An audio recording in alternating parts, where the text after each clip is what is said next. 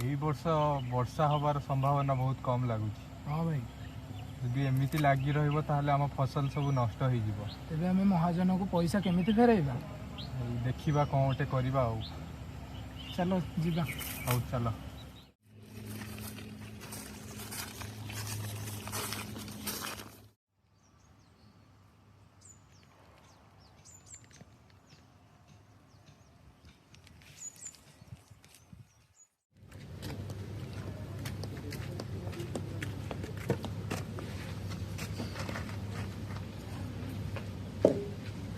तुम्हें तो कहीं चिंता अच्छो एबे तो वर्षा हेनी आम ऋणदाता को पैसा केमी फेर लगी रही तो चिंता करनी भगवान अच्छा सब ठीक कर देबे।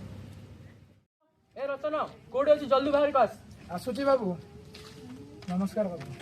कोडी थिलु तू एते दिन हलानी मोर पैसा काहे की फेरेइनु? किसी समय दिंतु बाबू फसल भी भल ही अन्नानी चिन्हु मते के 2 दिन मध्य जदि मोर पैसा न मिली जी तापर देखिबो। आउ भाई कौन चिंतार अच्छ? किसी ना भाई ऋणदाता आसी पैसा मागिया 2 दिन भितर पैसा फेरइबा कहते केमिति फेरइबे एथर तो फसल भी भल है। हौ चल आम सरपंच पाखु जा से निहाती आम सहायक करेंगे। चल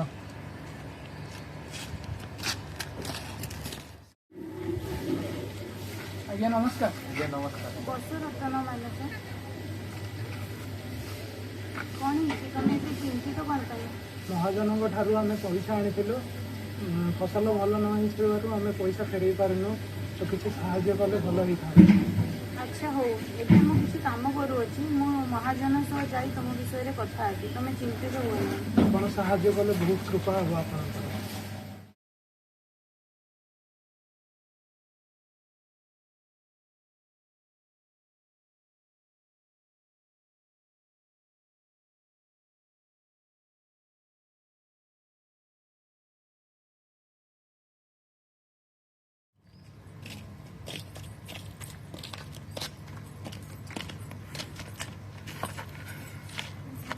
बापा आम कौन एनजीओ साहाय्य नहीं पारिबानी किंतु केमिति?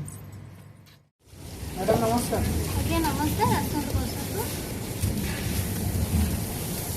आज्ञा कहतु आपको कि प्रकार साहाय्य करेंगे? वर्षा न हो फसल सब नष्ट हो जाए ऋणदाता पैसा मागुंट आम केमी पैसा फेरइबू? ठीक अच्छे मु रिपोर्टर को लेकिन आप ग्राम को देवी आपण असुविधा सुविधा आपड़ कहे आम देखू। आपको अशेष अशेष धन्यवाद।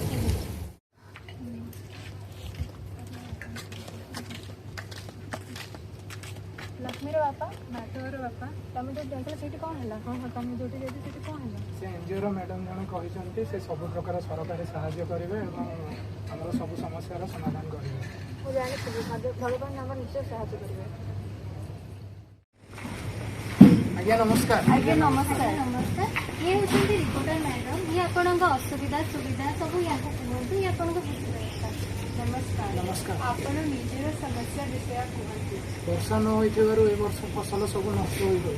आपण जल सुविधा पाखरी सुविधा नहीं आमको जलर सुविधा मिली फसल सब नष्ट हो सरकार ठारू आमको किसी असुविधा मिलना एवं आम सह कौन सरकारी कर्मचारी साक्षात करूना तो आपण को सरकार ठू कौन दरकार आम चाहूँ कि सरकार ठारू आमको सब सुविधा उपलब्ध हो एवं आमको सरकारी कर्मचारी द्वारा माने उपयुक्त शिक्षा चाष विषय दिंतु। धन्यवाद। धन्यवाद। आज्ञा नमस्कार। आसतु बसंत ना टे गाँ बुली आसवा कि चल